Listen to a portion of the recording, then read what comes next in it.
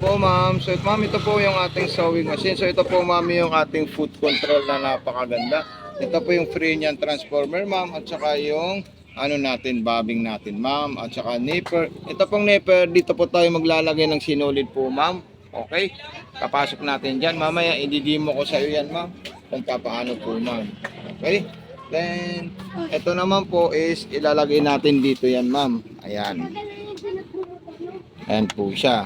Then, ito po, ilalagay natin dito, ma'am. Ayan. Then, ito, sasaksak natin dito yan, ma'am, ha? Sa outlet natin, ma'am. Ayan. Okay, so mayroon po siyang on and off na ilaw po, ma'am. So, ayan po siya, ma'am. Po, ma'am, yung paglagay natin ng bobbing po, ma'am. Dito po natin ito ilalagay po, ma'am. Okay? Then, pagkatapos po, ma'am, ito po yung ating bobbing. So, ayan. Mag-message lang po kayo, ma'am, sa ating if ever na kailangan nyo po ng tulong dito sa sewing machine po ma'am. So ito po siya ma'am, ilalagay natin dyan yan ma'am. Okay? Then magpupundo po tayo ng sinulid. Ito po yung ating sinulid po ma'am. Ayan po siya. Okay? Then pagkatapos po ma'am, gaganito po natin siya ma'am. Ayan. Apakan po natin yan para makapag-refill po tayo ng sinulid. So ayan, napakaganda po siya ma'am. At napaka-smooth po ng performance na po ma'am. Solid na solid po yan ma'am. Okay? Kung may concern po kayo ma'am, mag-message po kayo sa YouTube channel natin sa Mato Sewing Machine at sa Facebook page natin, video tutorial sa Mato Sewing Machine din po, vlog. Okay? Saan po siya ma'am? Then tatagalin po natin yan ma'am. Then ilalagay natin dito ma'am. Ayan po siya ma'am. Okay? Then ipapasok natin doon po siya ma'am. Ayan. Pitan lang po natin yan ma'am. Okay? So itataas natin yan ma'am. Tapos tutunog po yan ma'am pag maayos po yung pagkano natin ma'am ha. Ayan. Ayan. Pag tumunog po siya, kahit apakan po siya, hindi mahuhulog yung sinulid natin ma'am. So maglalagay po tayo ng sinulid sa itaas po ma'am. Ito po ma'am yung paglalagay natin ng sinulid po ma'am. Pakinood na lang po sa ating YouTube at saka sa ating Facebook page. So ito po siya ma'am, ayan, papasok natin dito. Kailangan po ma'am, yung pressure foot natin ma'am, nakataas po ito ma'am. Kasi pag nakababa po siya, yung ano po natin sa tension, hindi po siya papasok yung sinulid. So ayan po siya ma'am, ayan, then pataas po siya. Kailangan po ma'am, maipit po dito ma'am. Then itataas po natin yan at ikakabit natin ito ma'am. Ayan. Okay, so dire-diretso po natin dyan ma'am, sabit natin dito at saka dito. Then, ipapasok natin sa butas ng karayom po, ma'am. Okay? So, ipapasok ko po siya, ma'am, sa ating sinulid, ay butas ng karayom. Pag naipasok natin ng ganyan po, ma'am, ikutin natin ito, ma'am. Okay? So, ayan po siya. Then, nakain na po siya, ma'am. Okay, so ayan po siya, ma'am. Hindi natin siya ulit, ma'am, ha? Para ano po siya. Lagyan natin ng ganyan, ma'am, kasi nakain niya po yung dalawang sinulid. Lagyan niyo po yan. At ilalagay niyo ito. Ilalagay natin dito yan ma'am, mamaya, okay? Kain po sila. Then, lalagyan natin ng tela siya ma'am. Ayan. At susubukan natin. Ito nga po pala ma'am yung distance. Ito naman po yung selector ng mga design natin ma'am. Ayan. Kain po siya ma'am, napaka-solid po ng performance ng ating sewing machine. Tamang paglagay po ma'am ng sinuli, karayom po ma'am. Ito may bilog po dito na may pangalan o nakasulat. Tapos dito naman po flat. Dapat itong flat banda po sa likod ma'am, then itong bilog na may nakaguhit-guhit banda po sa harapan po ma'am.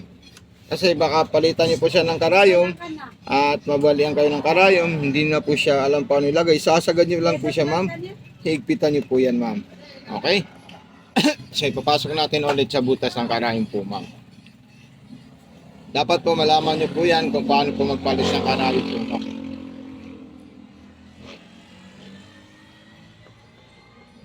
Yan, ganyan po siya ma'am. Then, igaganito natin siya ma'am. Yan. Okay. So, lalagyan natin ulit ng tela siya ma'am. Ayan, itatahi natin siya ulit. I-rotate muna natin ito ma'am. Ayan po siya ma'am. Ayan, napakaganda po. Ito naman po yung atras abante natin ma'am. Ayan. Napaka-solid po siya ma'am at napaka-perfect. Ito po yung hakbang niya ma'am. Ito naman po sa ilalim. Ngayon po ma'am, kung gusto niyo po mag-zigzag po ma'am, so ilalagay niyo lang po ito sa zigzagger. Ayan. Then kung maluwag po siya ma'am, pwede niyo po ito higpitan ma'am. Pampahigpit po ng tahi po yan ma'am sa ilalim. So kung gusto niyo pong masinsin, ilagay niyo po ito sa number 1 at pwede niyo rin po ito i-adjust kung gusto niyo pong maliit na zigzag ang ipapagawa niyo sa ating sewing machine. Sa pang-aging niya po ma'am, ito may dalawa po dyan na pang-aging at saka pang-garterize.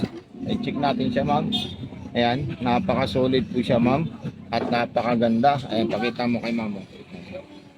Ayan, so subukan natin siya ma'am sa makapal na maong. Ayan, copy natin ito ma'am. Okay, so ayan po siya ma'am. Dalawang patong.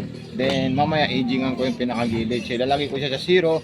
Ilalagay ko po ito sa number 4 or number 3 po ma'am. So ayan. Ito po yung atras niya po ma'am. Ilong press niya po para matras po siya ma'am. Ayan. Pakaganda po siya ma'am at napaka-solid. Ayan.